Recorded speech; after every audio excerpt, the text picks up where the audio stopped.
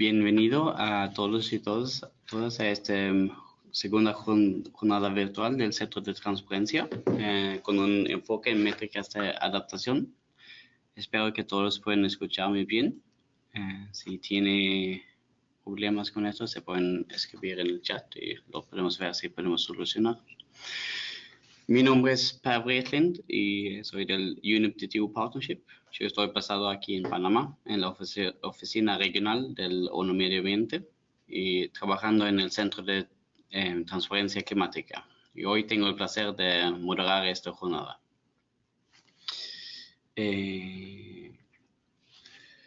Bueno, la agenda de la jornada virtual es la siguiente que tenemos acá. Tenemos los dos presentadores principales, que son Gerardo Sánchez Martínez de UNEP-DTU Partnership y Rodrigo Alvites de la Dirección del Cambio Climático y Desertificación del Ministerio de Medio Ambiente de Perú. Pero también a mis colegas Sebastián Carranza del Centro de Transparencia aquí y Elena Pita Domínguez también, que van a presentar brevemente sobre el Centro de Transparencia y también el trabajo que hacemos enfocado en monitoreo de la adaptación. Bien, y en base de estas dos presentaciones, Gerardo va a entrar más profundo en el trabajo de desarrollo de indicadores de adaptación, enfocando en el sector de salud.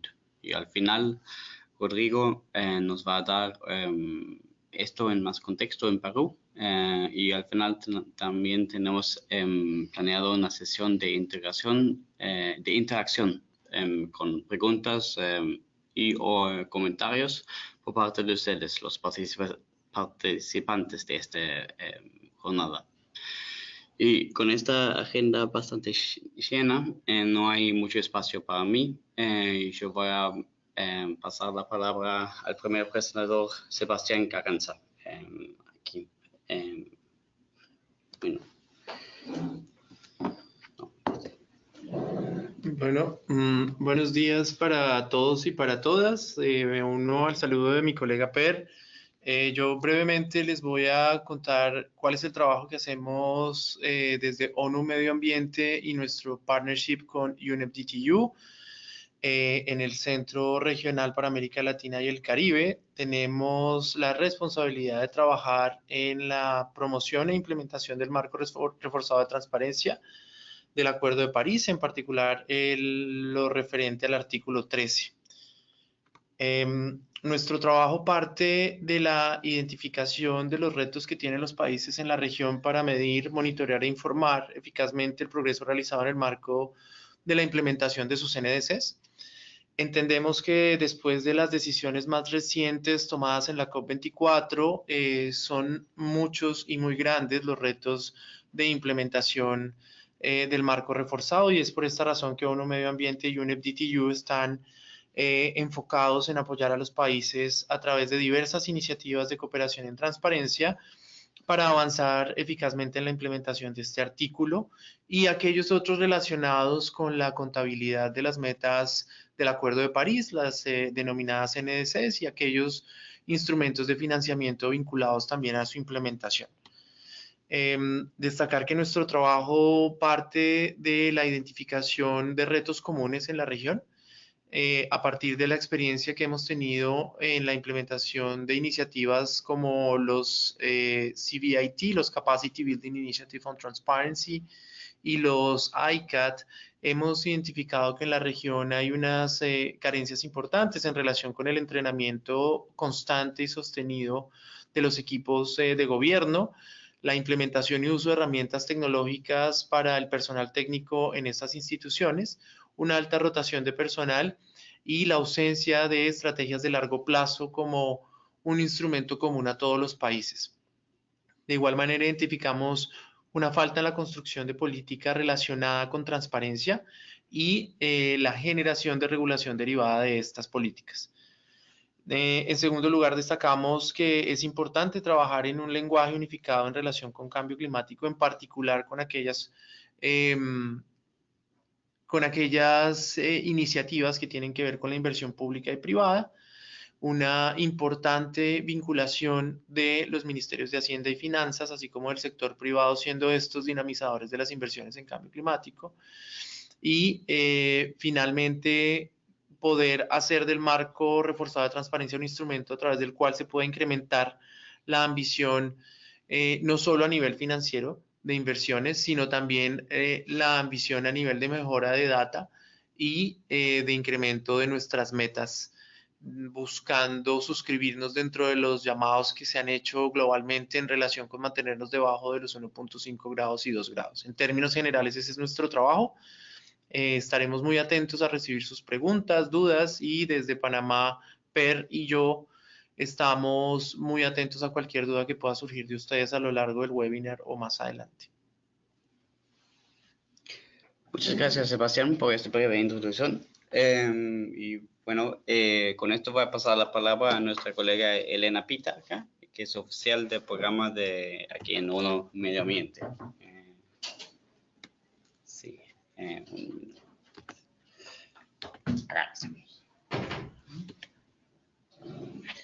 Muchas gracias.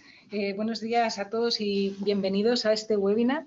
Yo quería brevemente hablar del trabajo que estamos desarrollando o quizás subrayar algunos aspectos que me parecen interesantes sobre el trabajo que estamos desarrollando en monitoreo de la adaptación. Para eso voy a hablar brevemente del contexto en el que se desarrolla este trabajo, la respuesta que desarrollamos desde ONU Medio Ambiente y algunas lecciones aprendidas. Bueno, en cuanto al contexto, desde que en los acuerdos de París la adaptación pasó a constituir un objetivo y escaló puestos en la agenda de los países, pues los países adquirieron nuevos compromisos en materia de planificación de la adaptación y también de reporte.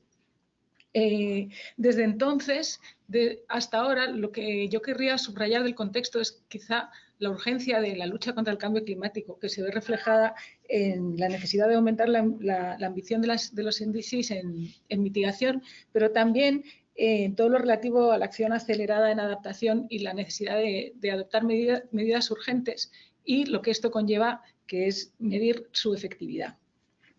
En este contexto, pues, ONU Medio Ambiente, siguiendo su mandato de responder a las necesidades de los países, ha desarrollado toda una línea de trabajo en materia de planificación de la adaptación que incluye tanto actividades de gestión del conocimiento como webinars o talleres o publicaciones. En este caso, se va a presentar aquí una publicación que contribuimos a traducir al español. Y tanto gestión del conocimiento como el desarrollo de propuestas concretas en 6 países. Entonces, es este proceso de acompañar a 6 países concretos a enfrentarse a este reto de planificar la adaptación, incluyendo cerrar el ciclo, es decir, incluir un marco de monitoreo y reporte que permita aprender del proceso para incorporarlo a siguientes etapas de planificación, pues hay algunas lecciones aprendidas que querría compartir con ustedes.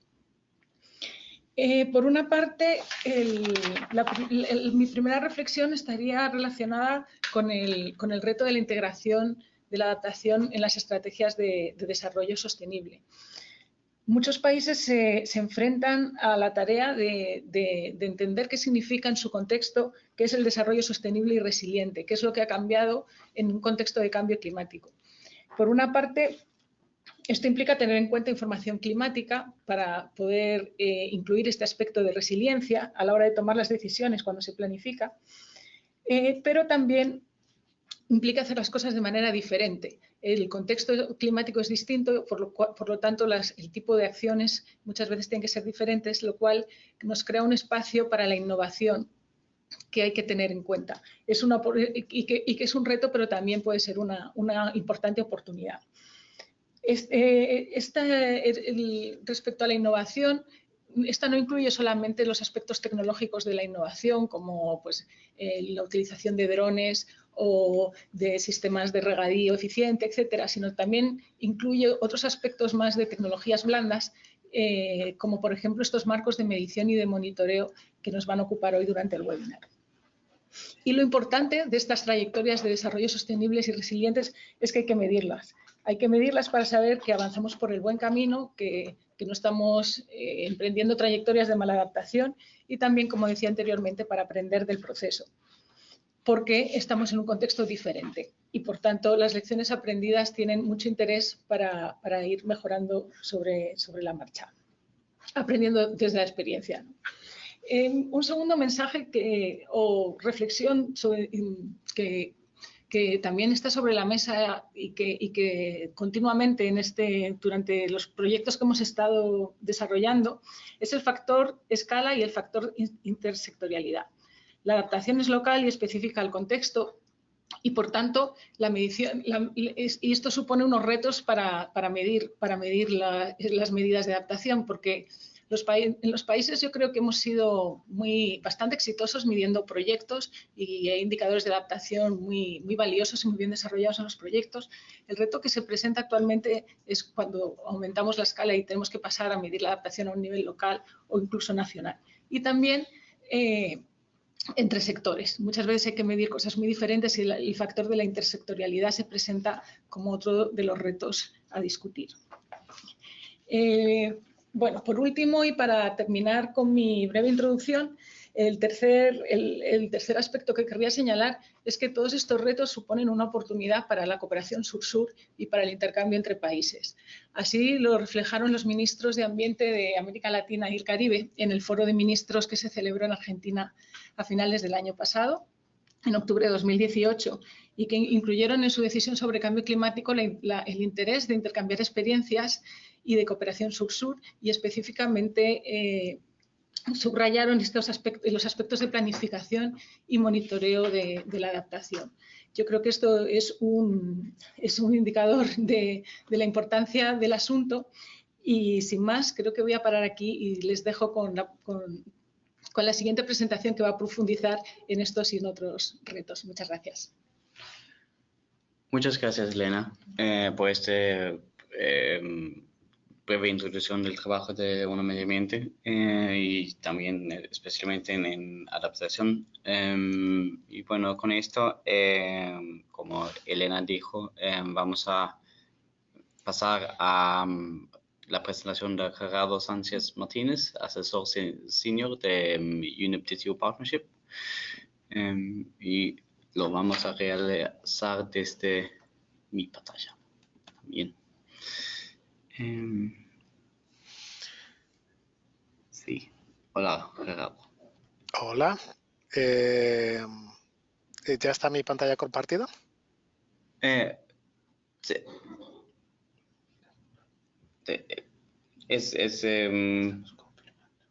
Sí, estamos confirmando esto.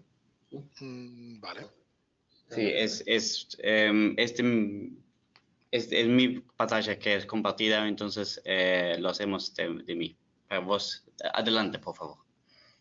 Bueno, muy bien, pues bueno, lo primero que voy a decir es que es un placer estar aquí otra vez conversando con la gente que está trabajando en cuestiones técnicas en adaptación. Yo, con mi compañero Fernando Farías, él siempre me dice que para trabajar en adaptación hay que estar un poco loco, ¿no? O como mínimo tener flexibilidad mental, porque la mitad de las veces es difícil describir exactamente de qué estamos hablando, pero por lo menos tenemos el mérito de que lo estamos intentando definir, ¿no? ¿Te voy diciendo que pases la diapositiva o...? Sí, por favor. Vale, pues siguiente, por favor.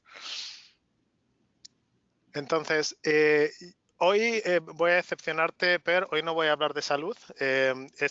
Sería lo esperable porque yo me especializo sobre todo en los impactos en salud del cambio climático y la adaptación al respecto. Pero hoy decidí que creo que era mejor hablar de algunos aspectos importantes y sobre todo pragmáticos que se deben de tener en cuenta, yo creo, antes de ponerse a desarrollar indicadores a veces un poco a lo loco, ¿no? Sobre cuestiones relativas a la adaptación. Entonces, quería primero recordar desde el punto de vista internacional cuáles son los elementos básicos del marco de transparencia mejorado. Debería, en todo el mundo en general, ya que trabaja en esto, debería estar bastante claro, ¿no? de cuáles son los componentes, pero a veces no lo es tanto. Quería mencionar un poco de dos proyectos o iniciativas grandes en las que estamos trabajando muy intensamente, que son ICAT y CIBIT. Y quería mencionar solo unos cuantos puntos de buenas prácticas y problemas frecuentes. Esta parte del monitoreo y evaluación de adaptación en salud se me quedó en esta diapositiva, pero no voy a hablar de ello hoy. Prefiero enfocarme en temas que sean más de varios sectores, ¿no? Siguiente diapositiva, por favor. El marco de transparencia mejorado tiene básicamente tres elementos. Uno, que es en el que se está enfocando casi todo el mundo en este punto, que es la transparencia de acción, ¿no? Y se comprende por qué, ¿no? Las NDCs son, digamos, prácticamente el único documento de acción política en el que se está contando para muchos objetivos nacionales, y entonces es importante el ser capaz de demostrar que se va a poder reportar y seguir el progreso en ellos. Pero igualmente importante es el avanzar en la transparencia en el apoyo dado por países desarrollados, instituciones relevantes, o recibido por los países que reciben, ¿no? Para mitigación, adaptación, financiamiento, etcétera. Y las previsiones de flexibilidad para circunstancias especiales, ¿no? de diversos países, lo cual también es muy importante y se refleja hoy en día en todo el carácter voluntario y muy flexible que tienen los procedimientos de adaptación y que no tienen los de mitigación, ¿no? Que son mucho más rígidos, pero a la vez mucho más establecidos. Siguiente diapositiva, por favor.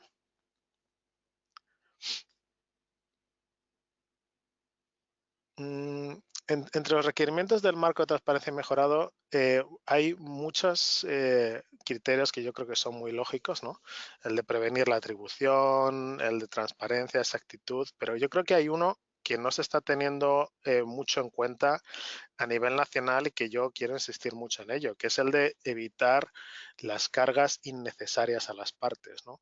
En algunos casos nosotros estamos viendo que se empiezan, bueno, a veces al albur, ¿no? de financiación, se empiezan programas y se desarrollan series de indicadores que por una parte no necesariamente tienen todo el valor que deberían para medir capacidad adaptativa, y por otra están distrayendo recursos de otros objetivos claros, incluso dentro de la parte de adaptación.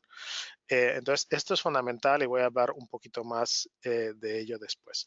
También el tema de la atribución multiple y el double counting, para lo cual, de la manera más simple posible, mi consejo es que desde el principio se cuente mucho con la colaboración integral de los institutos nacionales de estadística, que son prácticamente los que más entienden de esta cuestión de la atribución múltiple y cómo evitarlo a la hora de desarrollar indicadores. Siguiente diapositiva, por favor.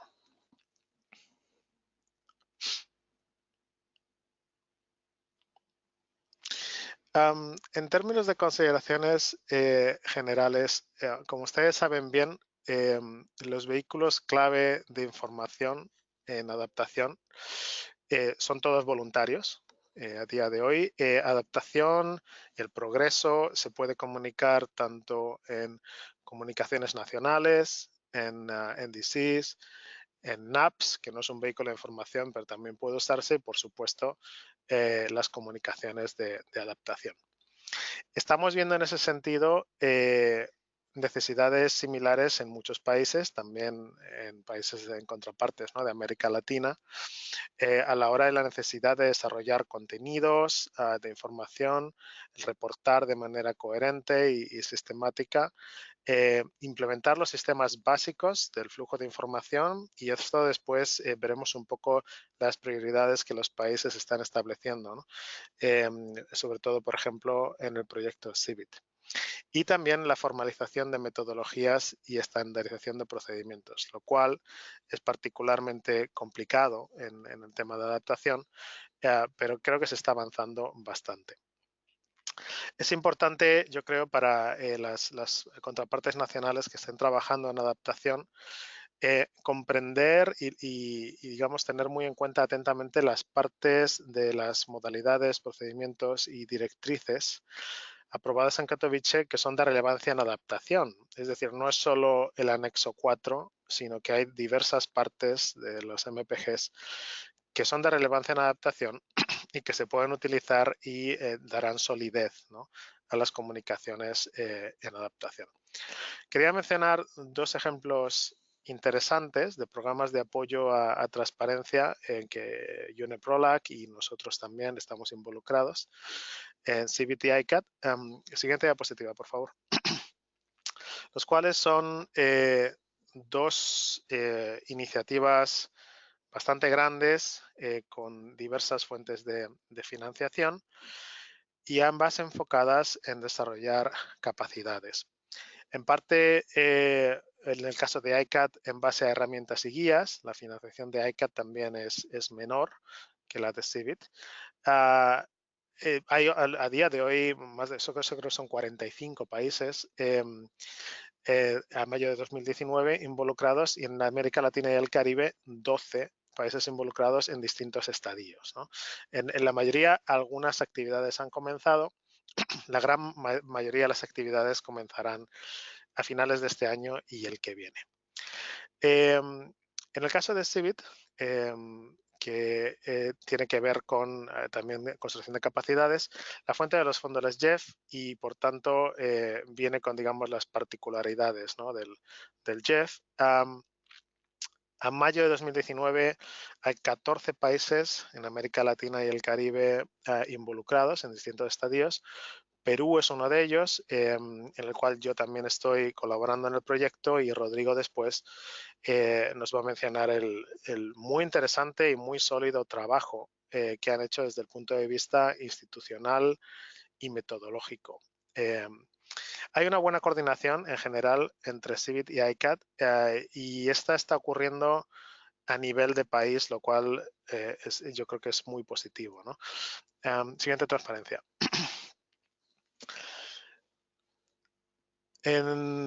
Quería mostrar unos pequeños datos preliminares. ¿Puedes pasar a la transparencia? Perdón, la diapositiva. Vale. Unos datos están sin publicar, por cierto, pero los vamos a publicar en breve.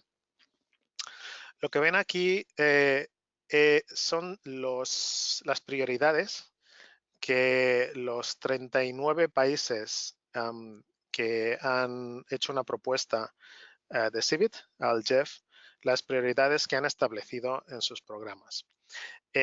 Hay un total de unos 400 outputs que los países han propuesto y esta es la clasificación de los que han propuesto. Por una parte, hay categorías que son las que están reflejadas en el marco mejorado de transparencia y por otra parte, hay otras que son de apoyo, digamos, ¿no? Y en el eje vertical pueden ustedes ver los tipos de medidas de implementación que los países están proponiendo.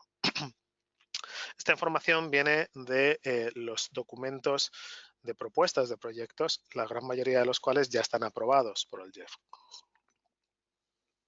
Pueden ver que, de hecho, casi todos los países se están enfocando, la mayoría, en, por una parte, inventarios nacionales y, por otra parte, progreso en las NDCs.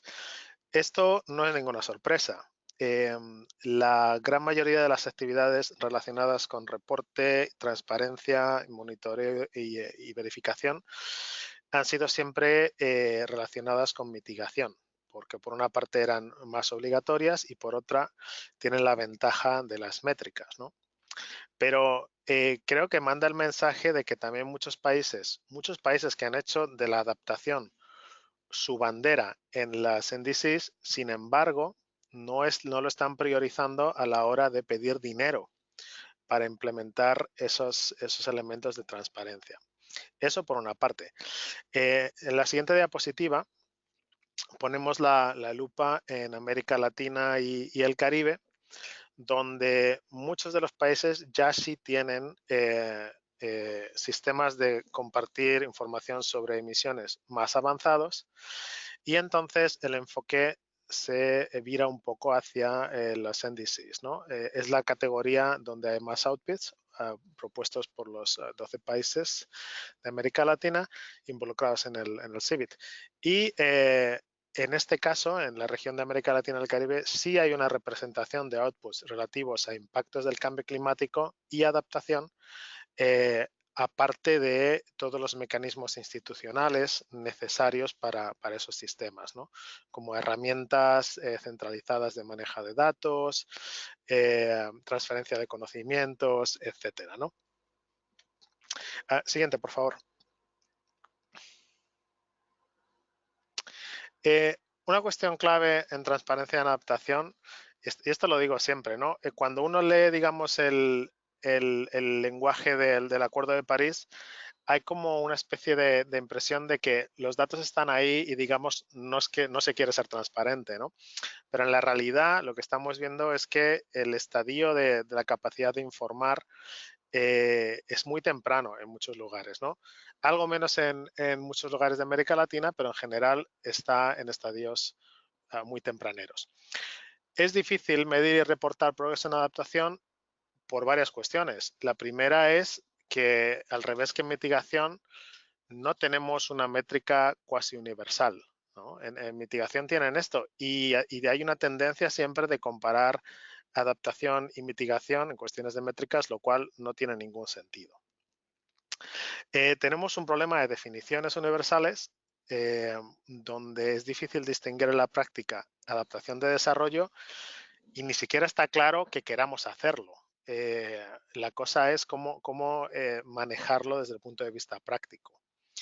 Tiene una dependencia muy grande del contexto. Lo que es adaptación exitosa en un lugar y un tiempo puede ser contraproducente en otro, y hay una dependencia temporal también y de perspectiva. No tiene una meta específica, digamos, más allá de las categorías, ¿no? O sea, por ejemplo, Global Goal and Adaptation es poco más que una frase en un acuerdo, ¿no? A día de hoy no sabemos qué aspecto tiene eso y a nivel nacional, pues prácticamente es lo mismo, ¿no? Entonces, todos estos son problemas que afectan a la medición de adaptación y tienen que tenerse en cuenta para el desarrollo de indicadores, por supuesto. Siguiente diapositiva. Desde el punto de vista práctico, hay 4 cosas que yo creo que son muy importantes a tener en cuenta, y esto hay que pensarlo antes de ponerse a desarrollar los indicadores. El primero es tratar de evitar el solapamiento y las cargas adicionales. Después de hacer una evaluación crítica, y cuando digo crítica es realmente crítica y preferiblemente externa a la utilidad del indicador. Estudios pilotos de despliegue a nivel subnacional. El nivel subnacional es fundamental por la calidad, digamos, local y contextual de la adaptación y la agregabilidad. Voy a decir simplemente un par de cosas de cada una de ellas. La siguiente diapositiva, por favor. Evitar el solapamiento a día de hoy, y dado que casi todos los países, y desde luego en América Latina sin duda, hay una serie de compromisos no solo con el Acuerdo de París, sino también los Objetivos de Desarrollo Sustentable y el marco de Sendai, ¿no? La mayor parte de indicadores de importancia, sobre todo para tendencias, son indicadores de desarrollo o relacionados al desarrollo. En ese sentido, hay que tener un criterio de economía, ¿no? El crear simplemente los que sean necesarios y, desde luego, utilizar los sistemas y los indicadores que ya están en marcha o que se van a poner en marcha debido a acuerdos internacionales más generales, ¿no? También hay que tener en cuenta todo lo que se está haciendo en los países y utilizarlo en nuestro beneficio, ¿no? Los sistemas de cuentas ambientales, por ejemplo, los estándares de contabilidad ambiental en el sector privado, etcétera, ¿no? Siguiente diapositiva, por favor. Esto no es una cuestión teórica, es decir, ya hay en los Objetivos de Desarrollo Sustentable, ya hay definidos 232 indicadores, de los cuales muchísimos son relevantes a la adaptación. Aquí pongo simplemente un ejemplo de algunos, pero es que también los de Sendai, los del marco de Sendai, de esos 38 hay muchísimos que son también relevantes para adaptación al cambio climático en tanto en cuanto a reducción de daño de desastres y de eventos extremos meteorológicos. Entonces, es fundamental tener coordinación institucional para ver cuál es el monitoreo y evaluación de las diversas agendas internacionales. Siguiente diapositiva. También es importante establecer una teoría del cambio esperado mediante la adaptación. Esto es una cuestión que en muchos casos no se hace desde el punto de vista formal. Se aglutina un grupo de expertos, hay una serie de comités y digamos que a veces se hace de manera implícita, ¿no? Bueno, pues digamos tal y tal indicador, todos estamos de acuerdo que mide capacidad adaptativa, impacto, vulnerabilidad, etcétera, ¿no? Y eso puede o no ser cierto. Es decir, hay que tener muchísimo cuidado con el modelo lógico que se está adoptando por el cual uno está proponiendo que tal indicador realmente mide capacidad adaptativa o progreso en adaptación. Yo creo que no es bueno tomar atajos. En este sentido, es importante que cada uno de los indicadores esté apoyado en una teoría de cambio, en una cadena causal en la que se pueda apoyar de manera óptima.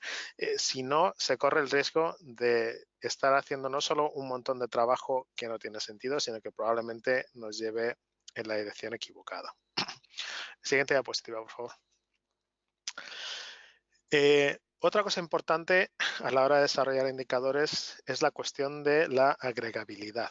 Es decir, por una parte, las instituciones nacionales en buena parte están haciendo estos procesos y desarrollando estos indicadores con vistas, por una parte, a reportar a nivel internacional y por otra a nivel nacional en el avance de políticas. Pero muchas veces no está claro cómo se va a relacionar el desempeño de la adaptación a nivel local, con las poblaciones, con los sistemas gestionados, etcétera, cómo eso se va a agregar a nivel nacional y cómo se va a relacionar con los niveles internacionales de reporte y de información. Y es importante también tener una manera explícita en la que estos dos, digamos, extremos o partes de la moneda se van a comunicar. Porque, como hemos dicho, la adaptación es fundamentalmente local y contextual. Y la cuestión de la agregabilidad a nivel local y subnacional, a mi modo de ver, es algo en lo que la mayor parte de los gobiernos nacionales deberían estar utilizando mucho tiempo y suficientes recursos, porque de ese trabajo es de donde va a venir un trabajo sólido en reportar progreso en adaptación. Siguiente diapositiva, por favor.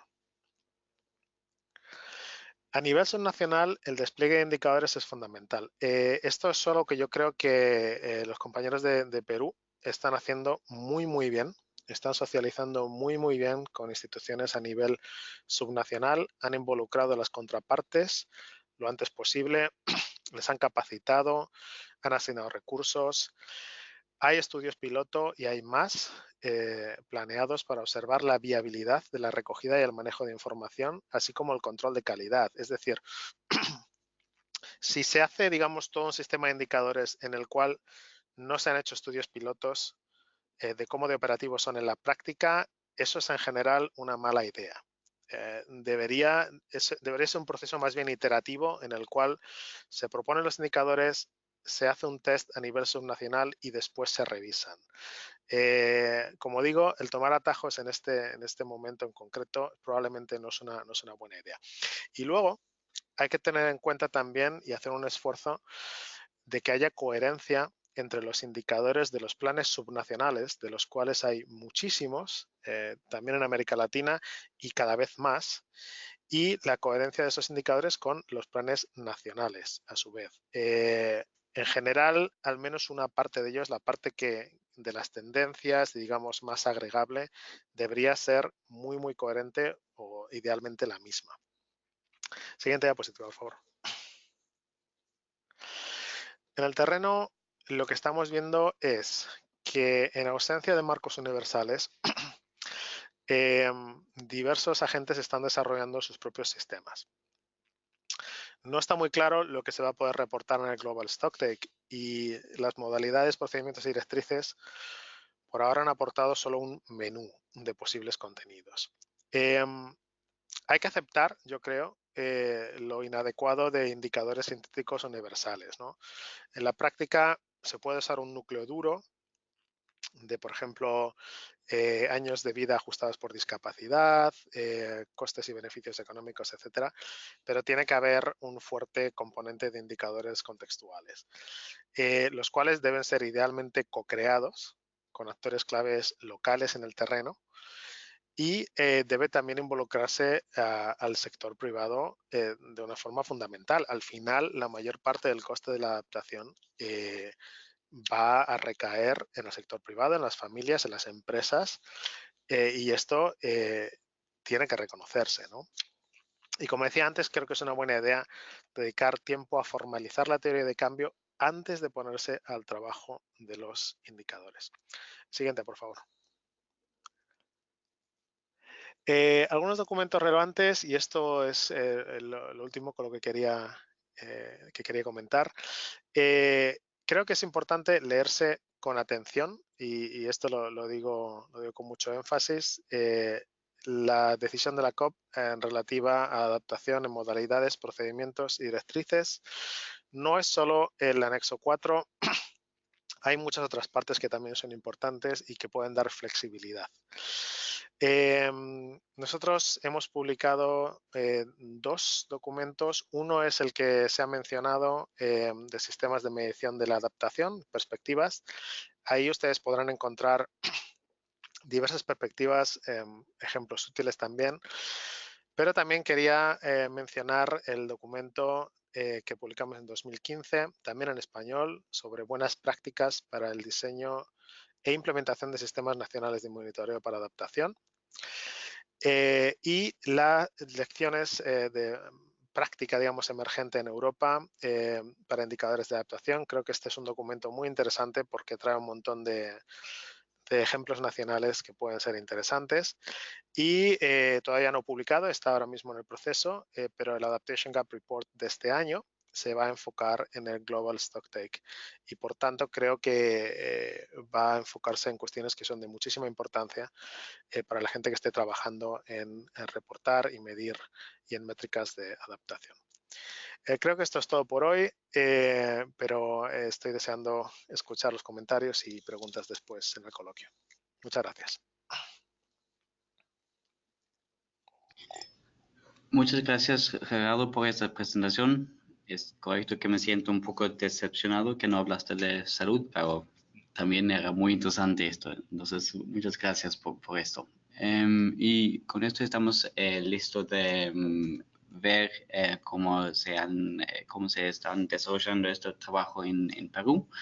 Y con esto lo voy a dar la palabra a Rodrigo Alvites. Pero antes solo quiero mencionar que hemos visto que estamos recibiendo algunas preguntas que están muy bien. Voy a guardar las preguntas para el final y si tienen más, también si está muy bien si quieren poner a quién la pregunta va a estar. La pregunta que hemos recibido hasta ahora de parte de Laura Iguavita trata de género y con esto podemos todos pueden responder y pensar si tienen una respuesta a este. Pero con esto le voy a dar la palabra a Rodrigo. Adelante, por favor. Voy a ver cómo funciona. Perdón.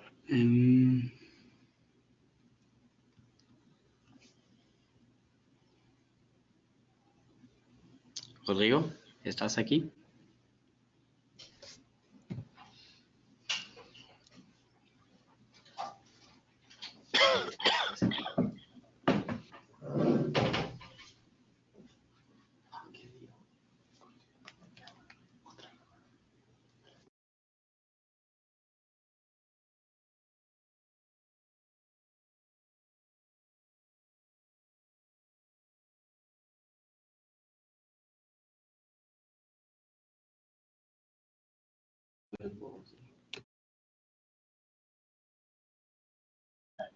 Ok, hola. Buenos días. Sí, mi nombre es Rodrigo Alvites. Disculpe, aquí estoy en una sala, hay un poco de bulla, pero voy a tratar de llevar la presentación. Trabajo para el Ministerio del Ambiente de Perú y hoy vamos a ver un poco del trabajo que estamos haciendo para el desarrollo de indicadores de monitoreo y evaluación del cambio climático en adaptación.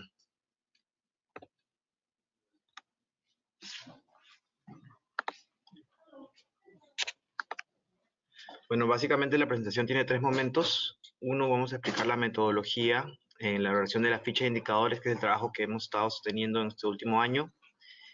Luego está el proceso de construcción del monitoreo de la evaluación en adaptación al cambio climático, los componentes que estamos desarrollando. Y luego, brevemente, para no decepcionar a los que han venido a escuchar al tema de salud, vamos a revisar básicamente las medidas que estamos diseñando sobre adaptación para el sector de salud. Bueno, primero un breve repaso al esquema que tenemos en Perú. Tuvimos una comisión multisectorial donde se desarrollaron las INDC a partir de 2015.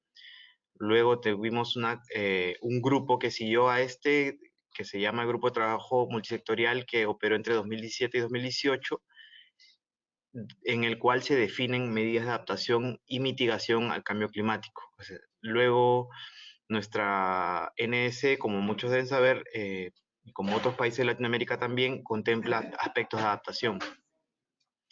También en 2018 tuvimos la promulgación de la Ley Marco sobre Cambio Climático, la cual nos da muchas prioridades y retos.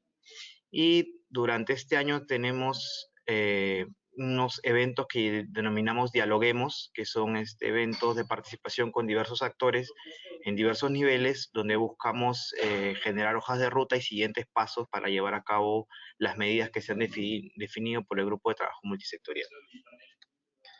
Bueno, primerito e importante para nosotros es la Ley Marco sobre Cambio Climático, que actualmente está en el diseño de su reglamento que permitirá su operativización. Algunos puntos importantes en esta ley es que da una institucionalidad al cambio climático en el país. Formalmente, ¿no? Ya el Ministerio del Ambiente viene operando desde 2008 sobre temas relacionados al cambio climático, desde su creación, pero ahora lo reconoce como la Autoridad Nacional en materia de cambio climático, formalmente, lo cual da muchas potestades. Asimismo, a los ministerios y a los gobiernos regionales y locales los define como autoridades competentes en esta materia. También define el cambio climático como uno de los temas a considerarse en la planificación del desarrollo nacional y la necesidad de incluirlo en diferentes instrumentos que tenemos tanto a nivel nacional, sectorial, como regional y local. Un punto importante que también mencionó Gerardo es cómo estamos trabajando el artículo 13 sobre transparencia del Acuerdo de París y la ley otorga una potestad al Ministerio del Ambiente de Perú de monitorear las contribuciones nacionalmente determinadas, lo cual específicamente nos lleva a trabajar en monitoreo y evaluación en el caso de adaptación. Luego otros temas es que es necesario crear inversión y presupuesto relacionado a cambio climático y adaptación. lo cual antes estaba implícito, pero ahora ya la ley lo establece y es el trabajo en el que estamos haciendo. Bueno, este es un breve resumen sobre nuestra contribución nacionalmente determinada, donde tenemos una hoja de ruta, tenemos 5 áreas priorizadas dentro de adaptación y un compromiso de reducciones de emisiones de 20% y un 10% a 2030 y un 10% adicional con un apoyo de la cooperación internacional. Entonces, en el grupo de trabajo multisectorial que les comenté en la presentación anterior, en el slide anterior, se definieron 91 medidas de adaptación para cada una, en el total de las 5 áreas priorizadas y 62 de medidas de mitigación en cada uno de los sectores de emisiones.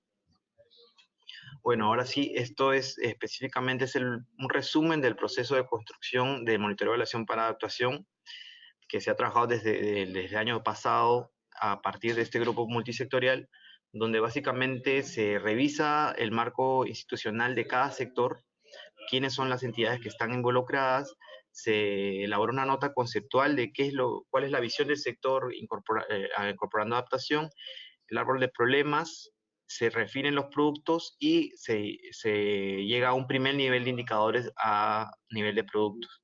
Luego, con la definición de medidas, se continúa este trabajo para definir también indicadores a nivel de medidas y con las condiciones habilitantes necesarias y llegar a unas fichas operacionales de cada indicador. Eso lo vamos a ver más adelante. Perdón. Entonces, luego tenemos la metodología. Básicamente la metodología es relacionada a indicadores en un contexto internacional, ¿no? Es el esquema que se trabaja en diferentes otras áreas, donde tenemos básicamente identificar un sujeto y un atributo. Aquí tenemos un ejemplo de salud, donde se identifica al establecimiento de salud como el sujeto y el atributo, ¿no? Que es, por ejemplo, utilizar la información sobre escenarios climáticos. Así se construye en base a, considerando la cantidad y temporalidad, llegamos a una definición de indicador. Esto lo vamos a ver también más adelante. Entonces, tenemos el proceso de descripción del indicador, donde tenemos una identificación del sujeto, su descripción, los atributos que se especifican las condiciones de los sujetos de cada área temática, eso es muy de cada sector, y luego el atributo relacionado al cambio climático. Aquí lo que se ha buscado es entrar en la lógica de cada sector. Por ejemplo, en agricultura ya tienen sus propios planes, sus propias estrategias. Entonces, ¿cómo en el trabajo que ellos están realizando se va a incluir las variables y atributos relacionados al cambio climático? Por ejemplo, en agricultura tenemos que el sujeto es productores y que ellos implementan buenas prácticas de fertilización en cantidad suficiente de los suelos. Entonces, dentro de esta actividad, el atributo del cambio climático sería que sean en zonas vulnerables a peligros asociados al cambio climático. Y así en cada área temática.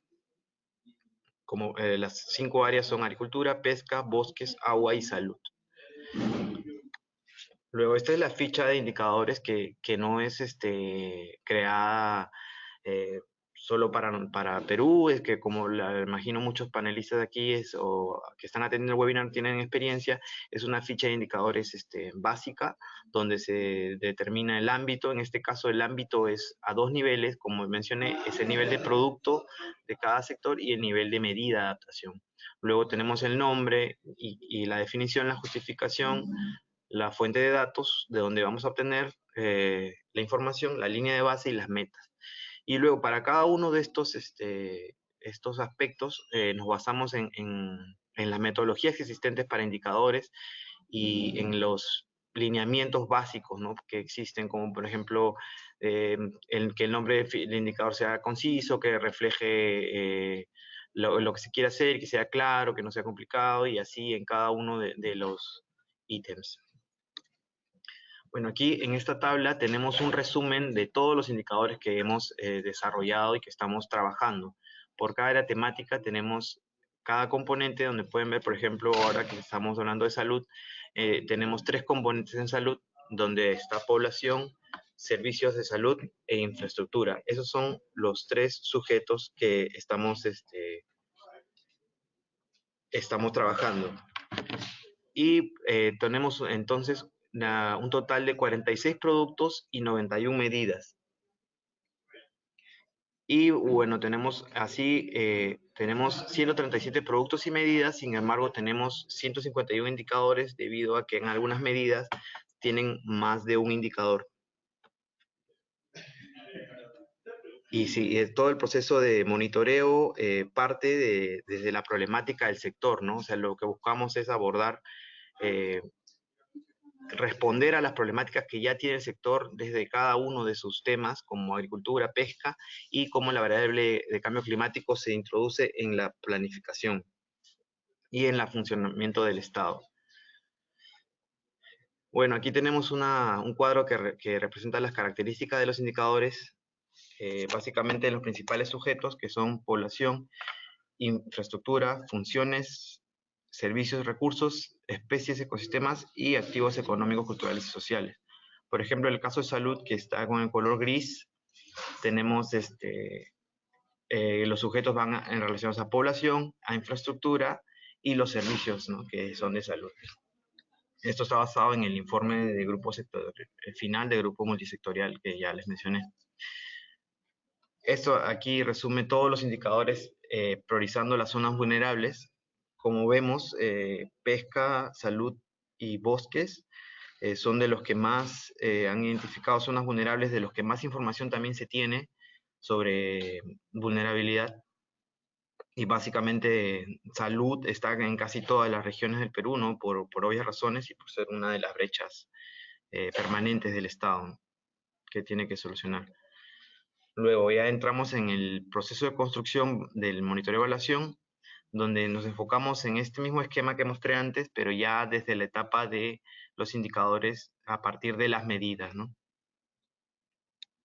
Entonces, básicamente los principales entregables del sistema es el plan de monitoreo de evaluación, que estamos en pleno desarrollo este año.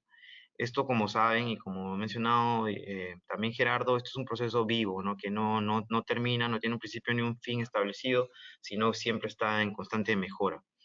Luego está la plataforma que se está creando en el marco del reglamento de la ley, se está creando una plataforma de medidas de adaptación y mitigación y que tiene varios instrumentos, ¿no? En este caso, dentro de esta plataforma se espera articular el nivel nacional, regional, las áreas temáticas y los enfoques transversales, que básicamente son de diferentes niveles, de diferentes actores, y considerando los enfoques de género, multicultural y multigeneracional también. Luego, un punto muy importante dentro del sistema de evaluación es la generación de reportes, ¿no? Esperamos tener informes de buenas prácticas, de experiencias, de ejecución técnica, financiera, de evaluación, y además que todos estos reportes van a construir el reporte de la NDC a nivel nacional y el posterior reporte internacional. Otro punto importante es que la ley de cambio climático establece que el Ministerio del Ambiente, como autoridad nacional, debe informar al Congreso sobre los avances una vez al año, lo cual nos obliga a tener una información y un sistema bastante ordenado para atender cualquier pedido de información y reportar al Congreso de la República. En esta diapositiva pueden ver los 4 componentes del módulo que están primero es la validación del modelo conceptual, luego está la programación estratégica, luego el modelo operacional y el enfoque de evaluación. Todo esto constituiría la parte de adaptación de la plataforma que les mencioné. Entonces, aquí pueden ver básicamente es un resumen de la cadena de valor estratégica del monitoreo de evaluación, donde se vincula la CNDC con el Plan Nacional de Adaptación, las estrategias regionales y los planes locales de cambio climático. Ahí vemos en cada columna el sujeto, cómo se está abordando el desarrollo de capacidades de infraestructura, los riesgos y la gestión por resultados que se espera lograr. Entonces, en cuanto al módulo de validación del modelo conceptual, esto es un resumen más o menos de lo mismo que les digo, de la secuencia que tenemos, y hay 2 puntos importantes en el modelo en la validación del modelo conceptual. Primero, la focalización, que está enfocada en la zona, mapear los riesgos y ver las líneas base con las que se cuenta. Y también el otro aspecto que tenemos es la cadena de valor, donde hay varios pasos y donde resalta la elaboración de planes de monitoreo por cada área temática incluso, y por cada medida, ¿no? Cada medida y cada área tiene sus propias particularidades y tiene sus propios procesos. Luego está la programación estratégica, que básicamente se enfoca en enlazar todo este proceso en lo que ya cuenta el Estado peruano como su planificación estratégica, como la ejecución, los programas que existen, y un punto clave aquí es el financiamiento, ¿no? Que es una etapa en la que nos encontramos una vez que hemos definido las medidas. Muchas cuentan con ya identificación de financiamiento público, pero hay otras también que consideran participación del sector privado, donde se tiene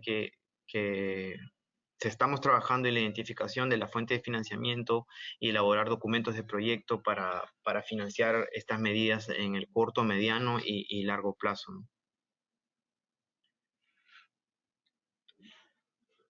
Luego está el modelo operacional, donde tenemos primero la gestión de la información mediante la participación en los 3 niveles que les decía, que diversos sectores, diversos niveles y diversos actores.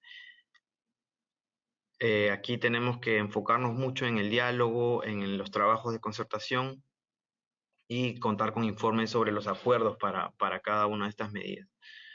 Luego está la parte de comunicación efectiva, lo cual es muy importante porque no queremos solamente quedarnos en el lenguaje técnico y en los componentes de adaptación de que las personas que están involucradas en la desarrollo de medidas solo lo entiendan, sino también se lleva a los diferentes niveles y se puedan tomar las decisiones en los momentos adecuados y precisos, ¿no? Luego tenemos la última parte, que es el sistema de evaluación, que incluye la evaluación de 3 momentos básicos: la evaluación del diseño, la evaluación de la implementación y la evaluación de los resultados, ¿no? Ahorita estamos más enfocados en la etapa de la evaluación del diseño y la evaluación de implementación, debido a que el año pasado hemos definido las medidas y el gran reto es empezar en la etapa de la evaluación de los resultados, ¿no? de las medidas, en indicadores de impacto e indicadores de resultados. Y bueno, y todas estas etapas incluyen reportes, ¿no? Que esa es una etapa, es un paso muy importante que no hay que perder de vista. La generación de reportes para contar con la información. Y este sistema de evaluación también debe contar con todos estos pasos que se describen en este diagrama, que es definir los criterios, niveles y temporalidad, elaborar el plan de evaluación, implementar recolección de análisis de información, revisar informes parciales, elaborar los informes finales y los reportes de la hoja de ruta, ¿no? Que es todos los pasos que hay que seguir para implementar las medidas, sobre todo. Entonces aquí tenemos uno de los grandes retos, que es llevar todo esto, cómo se alimentan de los procesos regionales y locales, como también mencionaba Gerardo, que ese es un gran reto, de tanto no solamente desde el nivel nacional empezar a reconocer que llevar la información al nivel regional, sino también recoger desde esos niveles las cosas que se están haciendo y cómo se articulan al sistema. Bueno, ahora para terminar vamos a ver algunas de las medidas que se han pensado. Aquí es una definición, ¿no? El reglamento de la ley nos ha obligado a definir qué es una medida de adaptación, qué es una medida de mitigación. Entonces, la medida de adaptación, de acuerdo a lo que hemos trabajado, es una intervención planificada, sean respuestas, acciones, prácticas, tecnologías o servicios para reducir los riesgos actuales o evitar la generación de riesgos futuros ante los efectos del cambio climático en ecosistemas, cuencas, territorios, medios de vida, población, infraestructura, bienes y servicios, entre otros. Y los atributos con los que cuentas identifican a grupos sujetos vulnerables ante los impactos, reduce la exposición o sensibilidad y contribuye al aumento de capacidades y contribuye al bienestar y promueve el desarrollo sostenible. Esta definición está aún por aprobarse, pero básicamente recoge todo lo trabajado en los últimos años desde un tema conceptual y operativo. Y como les comenté, el sector o el área temática de salud considera 3 sujetos. Uno es la población, que es la que está afectada, los servicios de salud que deben brindarse a las afectaciones y la infraestructura que también debe tener condiciones de adaptación. Bueno, aquí nos vamos a centrar en dos de los sujetos. Primero, población. Por ejemplo, aquí tenemos un ejemplo de medidas. Voy a mencionar una para no tomar mucho tiempo. Por ejemplo, la segunda, ¿no? Acceso a las instituciones del sector salud a fuente de financiamiento para la gestión de riesgo en un contexto de cambio climático en la salud pública. Y el indicador que hemos definido es el número de instituciones del sector salud que acceden a la fuente de financiamiento para reducir los riesgos en un contexto de cambio climático. Y tenemos metas al 2021, 2025 y 2030. A veces las metas parecen pequeñas, pero la verdad que implican mucho trabajo y se basan mucho en la realidad y la capacidad que el sector y las instituciones involucradas tienen para llevarlas a cabo. Luego está el componente de infraestructura, donde uno de los indicadores es, por ejemplo, es la implementación de tecnologías en el diseño de construcción y habilitación de infraestructura en salud ante la ocurrencia de peligros asociados. Y el indicador es el número de infraestructura de salud construida y habilitada que implementa tecnologías ante la ocurrencia de peligros asociados al cambio climático. Como sabrán, en Perú es un país que con unas características geográficas que obligan a tener infraestructura con mucha planificación, ¿no? Lo cual a veces no ha ocurrido, y lo que estamos trabajando junto con el Ministerio de Salud es prever, ¿no?, que las hospitales y otros centros de salud cuenten con las condiciones necesarias para afrontar peligros que estén asociados al cambio climático. Y bueno, esas son las metas de construcción de infraestructura de acá, de acuerdo a los años que hemos previsto. Y bueno, eso es todo. Muchas gracias por su tiempo y igual aquí les dejo mi correo para cualquier consulta adicional.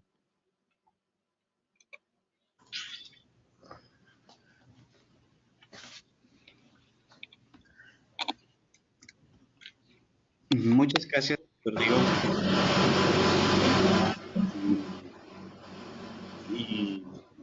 Sí, muchas gracias por tu presentación y también para ponerlo en un contexto nacional. Fue muy interesante escucharlo en un contexto nacional y cómo se están trabajando en Perú con esto. Y ahora ya hemos recibido varias preguntas y bueno, ya el tiempo ya pasó, pero lo vamos a extender con 15 minutos para tener el tiempo de responder a las preguntas que hemos recibido hasta ahora. Y si vienen algunos más, en la discusión podemos hablar de estos también. Primera pregunta que tenemos hasta ahora, eso que lo mencionó antes, un segundo, de Laura Iborita, que pregunta ¿qué tanto se consideraría el efecto de los proyectos desde una perspectiva de género? ¿Y qué retos consideran que existen para mejorar la medición del impacto de los proyectos de adopción sobre las mujeres? No fue a nadie especial, pero no sé si Rodrigo o Gerardo quiere responderlo o quizás a algunos de mis colegas aquí.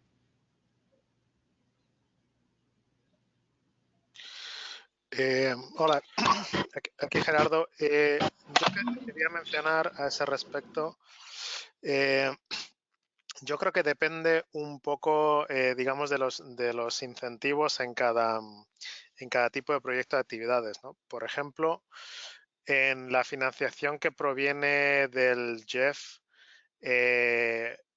incluir indicadores relativos tanto a procesos como impactos sobre temas de género e igualdad es obligatorio, y de hecho es uno de los indicadores de éxito o fracaso en las evaluaciones generales de dichos proyectos, ¿no? O sea que en ese sentido ahí está incluido de manera formal. Dicho lo cual, sin una verdadera estructura a nivel de país que se encargue de realmente hacer eso efectivo y que tenga sentido en el contexto, pues claro, eso le resta valor, ¿no?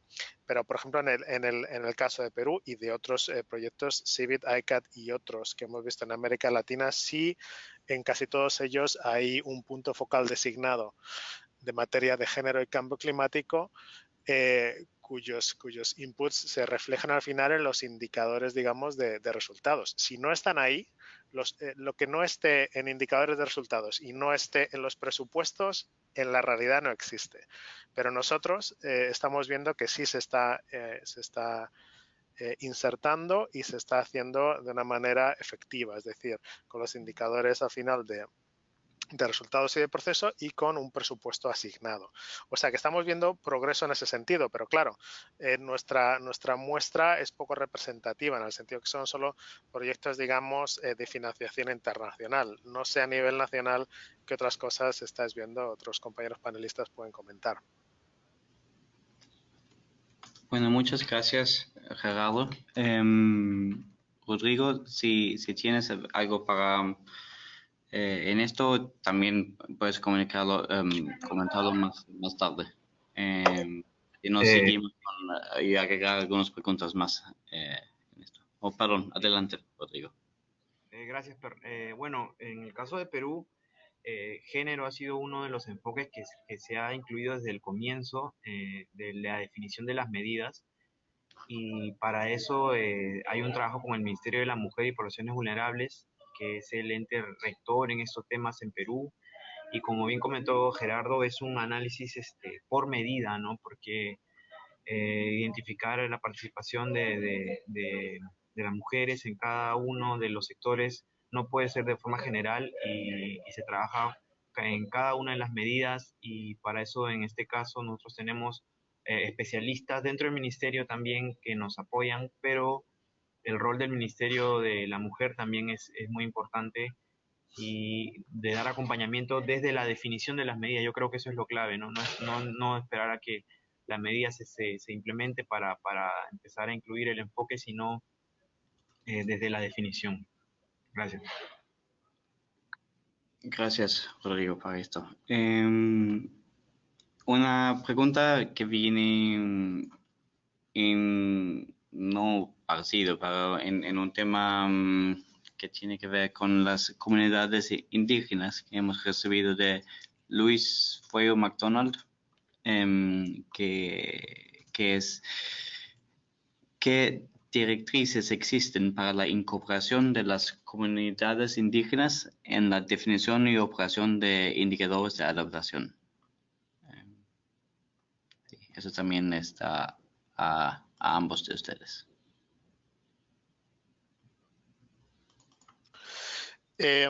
Bueno, claro, la pregunta, como directrices sí que hay, desde luego, desde grupos de trabajo ad hoc dentro de la Convención Marco. Está también reflejado en el documento de modalidades, procedimientos y directrices, en concreto en la parte de estrategias de adaptación, políticas y planes de acción para integrar adaptación en políticas nacionales, ¿no? Integrar la perspectiva de género y de comunidades indígenas y conocimiento tradicional y local.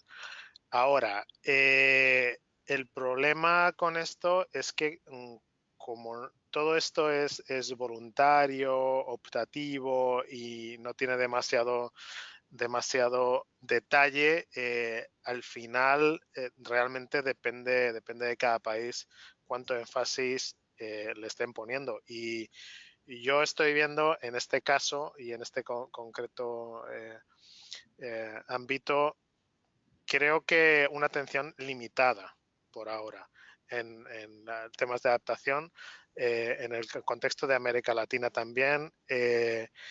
pero es general, o sea, no es solo de América Latina. Y yo creo que tiene que ver un poco con los incentivos al respecto. Yo creo que este es un tema en el que tendrán que ponerle más atención, y estoy bastante seguro de que conforme vayamos avanzando hacia el Global Stocktake se le pondrá más atención a esto, pero a día de hoy hay bastante poca cosa y todo es voluntario. Luego, desde el punto de vista de directrices, digamos, desde el punto de vista más formal de negociaciones internacionales y acuerdos internacionales, hay bastante poco.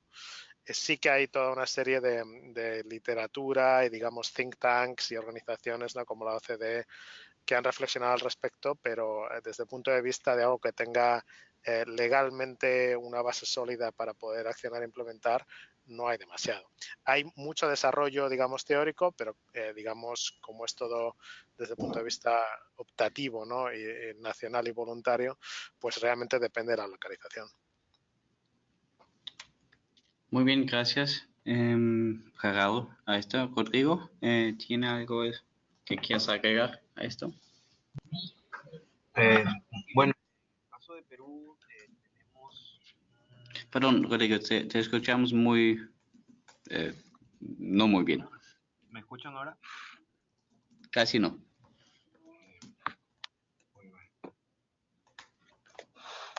¿Me escuchan? ¿Ahora sí? Un poco mejor.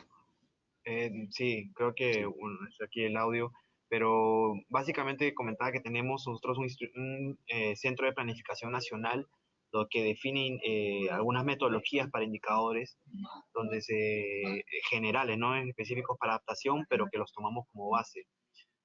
Y que estas metodologías recogen ya estándares internacionales y investigaciones que están en curso como CEPAL u otras, ¿no? Entonces eso nos beneficia, nos ha ayudado. Ok, bien, gracias. Vale, entonces tenemos algunos comentarios aquí por parte de participantes diferentes que dicen muy interesantes las presentaciones. Eso es de Vicky Cuero. Gracias. Que dice muy interesantes las presentaciones y está conociendo con la identificación de retos y desafíos de la construcción de marcos de sistemas de monitoreo y evaluación de la adaptación. Y en Colombia ha sido un desafío repensar el esquema más allá de los indicadores. Entonces, en esto se pueden ver que hay retos y desafíos similares de los países aquí. Otra pregunta que viene acá, que es para Gerardo, viene de Leticia Portolono, que dice gracias por las presentaciones y en general los desafíos planteados, aunque difícil, parecen ser posibles en contextos nacionales del alineamiento al Acuerdo de París. Pero sin embargo, ¿cómo pensar el avance de la discusión sobre adaptación en un contexto de regresión de los instrumentos de monitoreo y desmonte de las estructuras técnicas y agenda climática, como el actual caso del brasileño? Esta pregunta fue para Gerardo, especialmente. Sí, no, es desde luego una pregunta muy pertinente y es un tema, claro, que está en boca de todos. O sea, no es solo en América, tanto Norteamérica como América Latina, en muchos lugares también de Europa, ¿no? Según, digamos, una parte de políticas populistas, digamos, ¿no? Tiene que ver con digamos, una regresión, sí, creo que está bien definido, en cuestiones relativas a lucha contra el cambio climático y también en mecanismos de información y reporte, claro, porque digamos la transparencia es la base, digamos, de una acción efectiva, ¿no? Sin embargo, yo en ese sentido soy menos pesimista que otra gente, ¿no? Por una parte, hay que tener en cuenta que en muchos de los países, y es el caso también, por ejemplo, de Brasil, que es un sistema federal, donde los estados tienen, de hecho y de manera efectiva, muchísimo poder para poder establecer sus propias prioridades y continuarlas. Y en ese sentido, desde el punto de vista de adaptación, es probablemente mejor noticia por el carácter local de la adaptación. En ese sentido, este año también hay varias cumbres de alto nivel donde los actores más relevantes que están prometiendo acciones aceleradas, urgentes y bien financiadas contra el cambio climático son gobiernos subnacionales y gobiernos también locales. Y en ese sentido yo veo ahí un rayo de esperanza. Por otra parte, en lugares, por ejemplo, como la Unión Europea, por mucho que las prioridades nacionales vayan en un sentido, la Unión Europea tiene una política común con respecto al cambio climático, que en muchos casos fue firmada y financiada antes de que estos movimientos entraran al poder y por tanto va a continuar. Creo que eso también es afortunado, ¿no? Y luego, por otra parte, hay que tener en cuenta que aunque esto está ocurriendo a nivel de gobiernos nacionales, por otra parte, el sector privado está cada vez siendo sometido a un escrutinio más intenso por parte de, por supuesto, las comunidades locales, ¿no? Con una licencia social para operar, y en ese sentido está más alerta que nunca, ¿no? O sea que yo creo que sí es desde luego preocupante, pero yo veo, digamos, factores positivos que puedan ayudar a contrarrestar esta tendencia.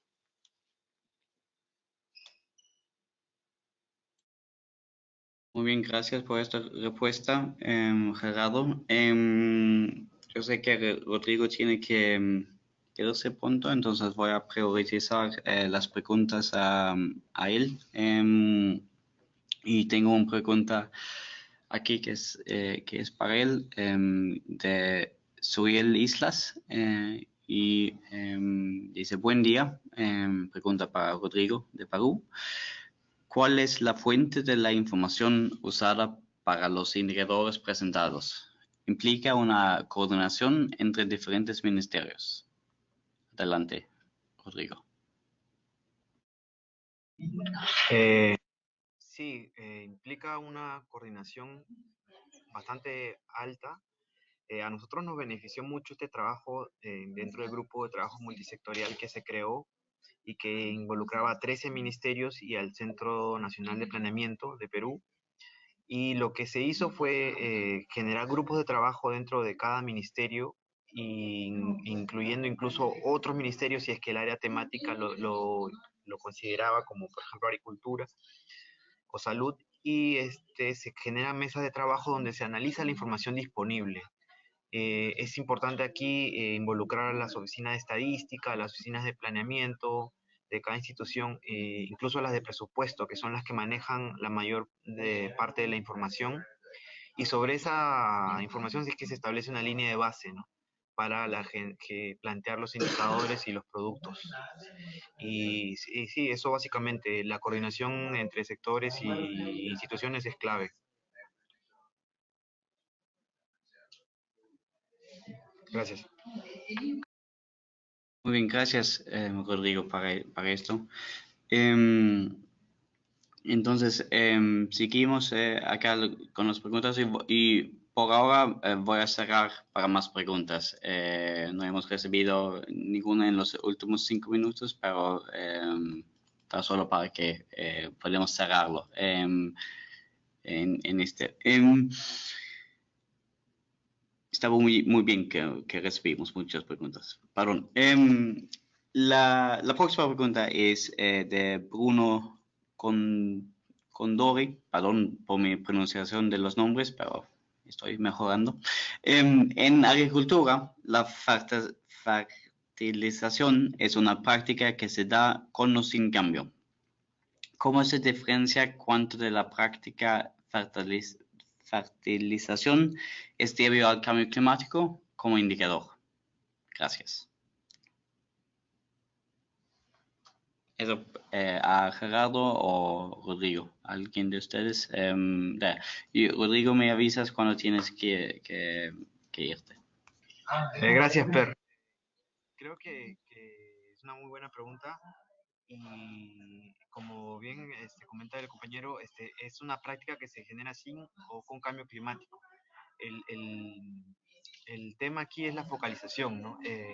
Conocer mediante estudios las áreas que son vulnerables a eventos relacionados a cambio climático. Eso es lo que hace que el indicador, en este caso agrario, sea atribuible a variables de cambio climático, ¿no? Porque la práctica es extensiva a todos los sectores de la agricultura, pero si nosotros podemos focalizar y saber en qué área y si esa área es vulnerable, entonces podemos generar la información y correr los aspectos relacionados al indicador que se genera. Gracias. Gracias, Rodrigo.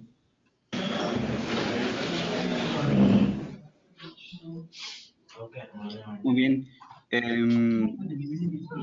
Vamos a la próxima pregunta. En esto que tiene que ver con indicadores generalmente es con Martisa Adricier. Perdón.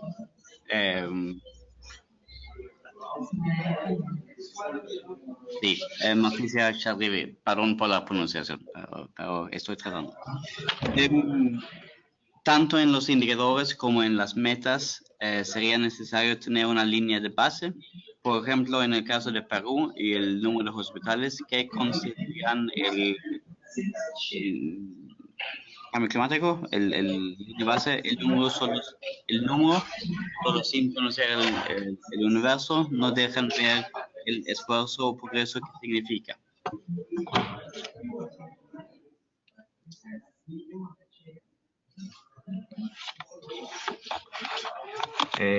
Sí, creo que... No sé si entiendo bien la pregunta. Adelante. ¿Me escuchan? Sí. Otra vez el tema aquí es la focalización, ¿no? Como le decía, es la misma lógica que en el punto anterior. Si se tiene la información disponible sobre la vulnerabilidad, eso es clave para definir qué centro de salud deben ser priorizados para tomar en cuenta medidas de adaptación al cambio climático en la construcción de infraestructura. Y lo otro aquí es un tema importante también, es que a veces se espera mucho por los estudios de vulnerabilidad, sin embargo, obviamente los eventos no esperan estos estudios, entonces hay que hacer un balance aquí entre la acción que se tiene que llevar a cabo y los estudios que se generan. Y ya creo que hay literatura al respecto, ¿no? Sobre el balance entre acción climática y estudios. Entonces hay otras herramientas como por ejemplo los juicios de expertos y el conocimiento de las mismas autoridades locales para poder definir estas áreas vulnerables, ¿no? Y eso también hay que tomar en cuenta si es que no se cuenta con la información precisa de estudios, por ejemplo. Gracias. Gracias. Yo creo que también quería intervenir aquí, o sea, desde el punto de vista, por ejemplo, de indicadores como el mencionado, ¿no? De vulnerabilidad de sistemas de salud, en concreto hospitales. A veces, bueno, hay que, digamos, por una parte ser un poco oportunista, ¿no? En el caso de Perú hay evaluaciones de línea de base relativas a hospitales que fueron dañados, ¿no? Por eventos meteorológicos relativos al Niño. Y aunque, digamos, de manera parcial, es una cierta línea de base para indicadores también parciales, ¿no? Yo creo que en ese sentido también hay que ser un poco realista de digamos, la capacidad de generar líneas de base perfectas.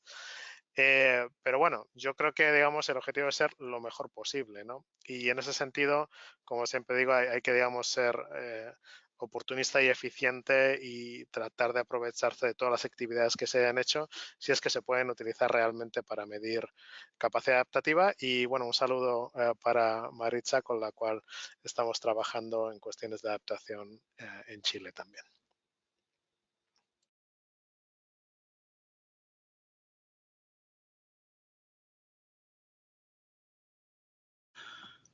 Hola. Muy bien. Gracias, Gerardo, para esta respuesta también y a Rodrigo antes para también. Veo que estamos recibiendo más preguntas ahora, pero tenemos que cerrarlo y las preguntas que vienen ahora lo vamos a tomar y guardar y que se pueden responderlos bilateralmente en esto, porque yo sé que Rodrigo tiene que irse ahora y yo quiero decirle muchas gracias por su participación en esta jornada virtual que hemos tenido hasta ahora y igual a Gerardo también. Muchas gracias por su participación en esto.